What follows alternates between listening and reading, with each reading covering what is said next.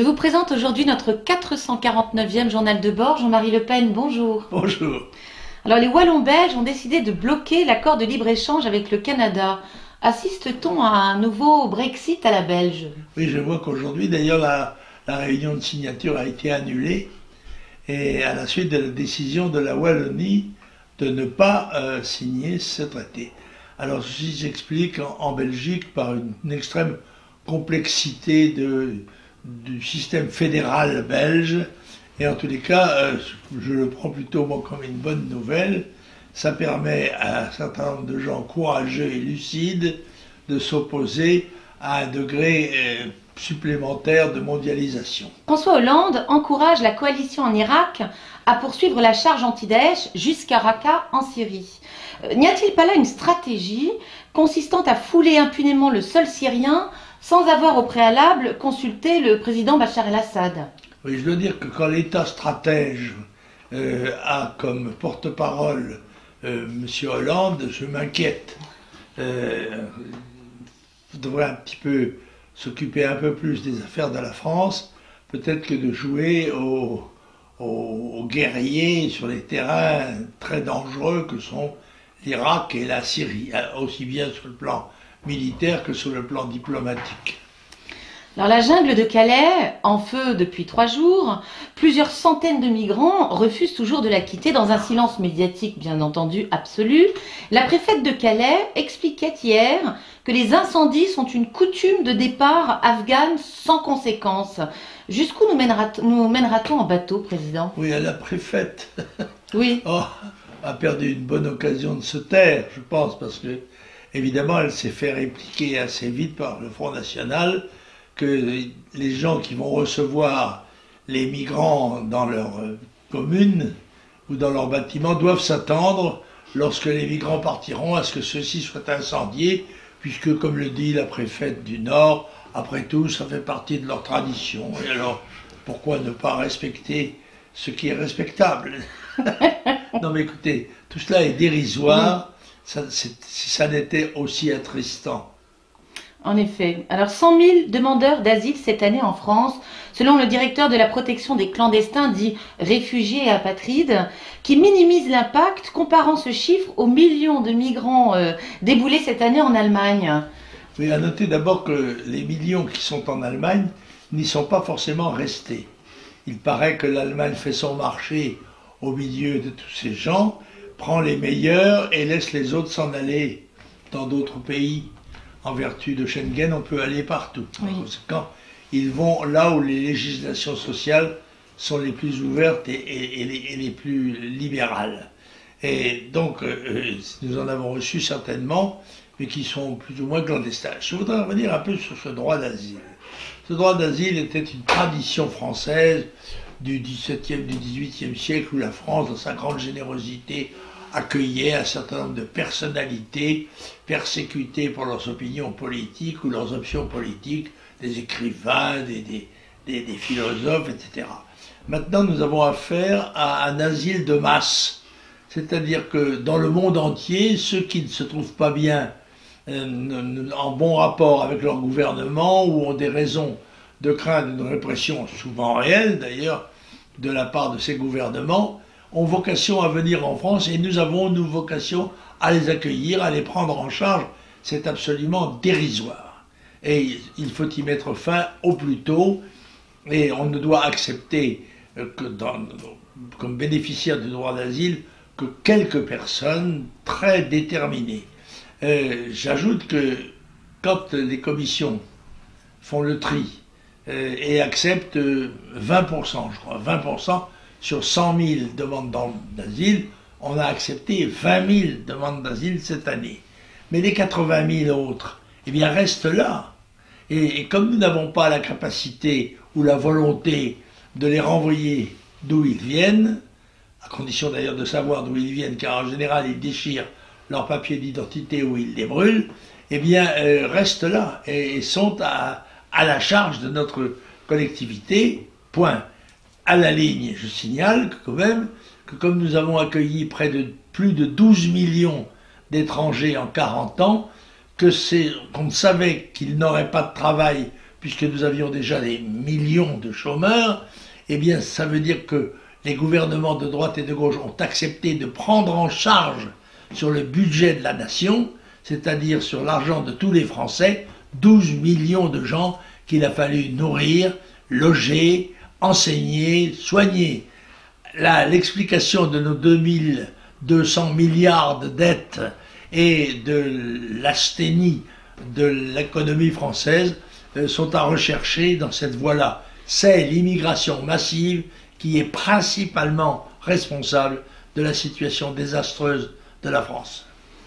Oui, alors le ministre de la Justice renonce au système de regroupement des islamistes radicaux dans les centres de détention. Il organise désormais une structure de prise en charge en milieu ouvert des personnes radicalisées pour un coût annoncé de 70 millions d'euros dans un premier temps. Alors, l'initiative première vous semblait-elle déjà au départ intelligente et quelle est votre réaction quant à la seconde? Écoutez, je rappelle inlassablement qu'en 2001-2002, j'ai demandé au cours de la campagne présidentielle la création de 100 000 places de prison, ce qui correspondait aux nécessités présentes et à venir pour les gens qui avaient un certain sens de la lucidité et de la prévision. Ceci n'a pas été fait. Or, la seule solution, bien sûr, c'est d'isoler ces très dangereux délinquants ou criminels que sont les gens dits radicalisés. Et je ne vois pas d'autre moyen que de créer des camps de rétention comme il en a existé dans beaucoup de pays, et en particulier en Algérie. Et ces camps, Beni Messous, des camps comme cela, où ces gens-là sont mis hors d'état de nuire, puisqu'il n'y a pas de place dans les prisons. Puisque quand ils sont dans les prisons, ils corrompent leurs codétenus par leur activité religieuse ou politique. Mais le gouvernement français vient d'avouer une fois de plus la nullité de sa pensée politique et son incapacité à préserver les Français de ce terrible danger. Et alors les policiers révoltés sont désormais accusés d'être chapeautés par le Front National, par Cambadélis entre autres. Qu'en avez-vous pensé? Oui, ce n'est que Cambadélis. Oui. C'est le secrétaire du Parti Socialiste qui est amené à dire quelque chose. Et évidemment, la seule explication qu'il trouve, en tous les cas qu'il propose, c'est que c'est le Front National qui est responsable de cela, d'ailleurs, comme du réchauffement climatique et d'un certain nombre d'accidents, tremblements de terre qui se produisent dans le monde. Bon, personne n'y croit.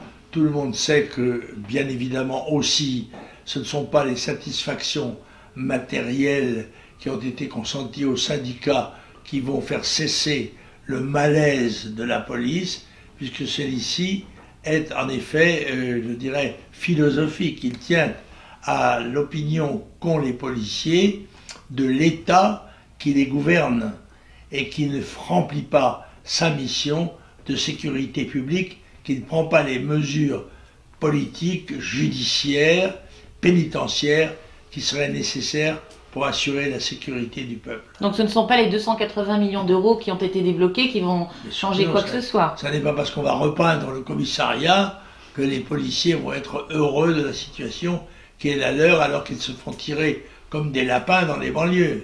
Oui. Alors le gouvernement se félicite d'avoir tenu sa promesse en termes de baisse du chômage, selon Stéphane Le Foll, soit moins 1,9% le mois passé. Alors, quels sont leurs critères, sachant qu'ils étaient contestés, ces chiffres-là même, étaient contestés la semaine passée par le Sénat? Oui, mais c'est le bluff permanent. Et en fait, se féliciter qu'une fois sur 50, le chômage est baissé, il va remonter le mois prochain, à moins que tout ait été préparé pour que dans les 6 mois qui viennent, chaque mois nous annoncera la bonne nouvelle qui confirme la prédiction et la prévision et le programme du futur ex-candidat, enfin de du président de la République, futur candidat à sa réélection. Et je crois que c'est une combine. Personne n'y croit, un certain nombre de gens font semblant d'y croire, c'est toute l'ambiguïté de notre vie politique. Oui, mais alors pourtant, selon une enquête d'opinion pour Kantar, Sofres OnePoint, François Hollande et Valls seraient hors course quant à la présidentielle. Un premier tour Mélenchon-Le Pen vous semble-t-il probable? Non, je ne sais pas du tout. Ce serait évidemment extrêmement intéressant, en sachant que M. Sarkozy vient de le dire, je crois, ce matin ou hier, il votera contre Marine Le Pen, quel que soit le candidat. Enfin, ce qui ne nous étonne pas, y compris sans doute un communiste, si c'était un communiste, puisqu'on voit bien qu'il y a une collusion étroite entre la droite et la gauche, responsable de la décadence de la France, même si électoralement ils se permettent de dire le contraire. Alors Jean-Frédéric Poisson, menacé d'exclusion de la primaire de la droite pour avoir osé pointer du doigt l'influence des lobbies sionistes sur l'éventuelle future présidente américaine, Madame Clinton, est finalement maintenu. Pourquoi, selon vous, ce revirement de décision? Mais il était évident que M. Poisson s'est aventuré dans des eaux extrêmement agitées et dangereuses, qui sont celles qui entourent les phénomènes qui touchent à Israël, qui touchent au monde juif, qui touchent aux lobbies divers. Et alors là, c'est absolument interdit. Vous êtes soupçonné immédiatement d'antisémitisme, crime suprême, et vous êtes persécuté comme beaucoup d'autres l'ont été dans ce cas. D'ailleurs, vous en parlez en connaissance de cause, sachant que les eurodéputés ont levé hier votre immunité parlementaire. Ça ne m'a pas étonné, je connais leur degré de lâcheté. Oui, mais alors la justice française souhaite toujours vous poursuivre pour incitation à la haine raciale après que vous ayez employé le terme fournée lors d'un de vos journaux de bord. Lorsque Caroline Fourest écrivait une fournée de candidats du Front National au municipal, a-t-elle été poursuivie, Président? Oui, bien sûr que non. Il est évident que c'est une action qui est ad personam. Ça vise Jean-Marie Le Pen, quoi qu'il ait pu dire, et aussi éloigné que soit l'accusation de la réalité. C'est ainsi. On verra bien si on trouve un tribunal pour accréditer cette formulation absolument délirante du parquet et qui mérite d'être étudiée par nos concitoyens attentivement, parce qu'elle indique une dérive des libertés publiques qui est extrêmement grave. C'est la première fois, je crois quand même, que de façon inédite, on découvre dans une formule traditionnelle, grammaticalement indiscutable, une trace de haine raciale. Elle n'est que dans la tête du procureur et de ses amis. Alors justement, à cet effet, Président, j'aimerais profiter donc de votre tribune afin de remettre les points sur les i concernant et de revenir, hélas, sur ce fameux journal de bord dans lequel vous avez employé le terme fourné. C'est important puisque pour éclairer, comment dirais-je, les consciences des internautes qui nous regardent. Donc, vous évoquiez, lors de ce journal de bord, vous veniez d'évoquer les quelques artistes qui venaient de déclarer qu'ils ne se produiraient plus désormais dans les villes fraîchement administrées par un maire Front National. Le sujet étant en train de se clore, à ce moment-là j'interviens et brusquement je vous dis, et Patrick Bruel aussi. Parce qu'il m'était revenu soudainement à la mémoire que la veille au soir, Patrick Bruel, sur une télévision nationale, venait de déclarer lui aussi qu'il ne se produirait plus dans les villes Front National. Et afin de ne pas me rembarrer totalement et voulant m'expliquer que le sujet étant clos, nous en reparlerons éventuellement lors d'un prochain journal de bord, si d'aventure le sujet revenait sur la table, vous m'avez dit, vous m'avez répondu, ah celui-là, il fera partie d'une prochaine fournée. C'était aussi simple que cela. Faut pas avoir inventé le fil à couper de beurre pour comprendre cette phrase, et à moins d'être un crétin fini ou un pervers absolu, tout le monde pourrait comprendre le sens sans aucune notion d'antisémitisme de votre phrase. Oui, je crois le procureur de la Révolution française qui disait « Donnez-moi une phrase de quiconque, je me charge de le faire pendre ». Bien, alors vous avez, pour changer de sujet, vous avez quelques lectures, cher Président, aujourd'hui. Mais absolument. Et une lecture qui va nous faire bondir en arrière de 100 ans. Comme quoi la pensée n'est pas, comment dirais-je, contemporaine exclusivement. Et je voudrais vous parler de deux livres qui sont du même auteur. Et ça va faire très plaisir à Chani parce que c'est une cousine de sa maman. Par conséquent, Odette Keun, qui a écrit ces deux livres, est une femme qui vit des aventures extraordinaires, puisque dans ce livre qui est merveilleusement écrit en français, car bien qu'elle soit d'origine néerlandaise, Odette Keun est un écrivain français remarquable. Et elle a en particulier une capacité de description qui est éblouissante. Et ici, c'est un épisode où sous Lénine, n'est-ce pas, note d'une femme déportée en Russie par les Anglais. Elle est en effet arrêtée, je crois que c'est en Asie mineure, par la police anglaise qui va la déporter en Union soviétique, un pays communiste, où elle va vivre quelques mois, qu'elle décrit d'ailleurs, l'extraordinaire misère qui a été provoquée par l'arrivée du communisme, avant de pouvoir regagner la Géorgie, qui est, dans le fond, son but final. Voilà. C'est, je dois dire, extrêmement plaisant à lire, dans un français admirable. Et elle a aussi écrit quelque chose qui est plus étonnant, qui s'appelle Les oasis dans la montagne. Car elle a été une exploratrice, en particulier de l'Afrique du Nord. Elle a une trentaine d'années à ce moment-là. Hein. Donc les dames qui jacassent à Saint-Germain-des-Prés en se croyant des héroïnes de la lutte de libération des femmes devraient prendre de la graine chez Odette Keun, qui elle, dans les actes, a été une exploratrice. En l'occurrence, dans ce livre, en tout cas la première partie du livre, les Aurès.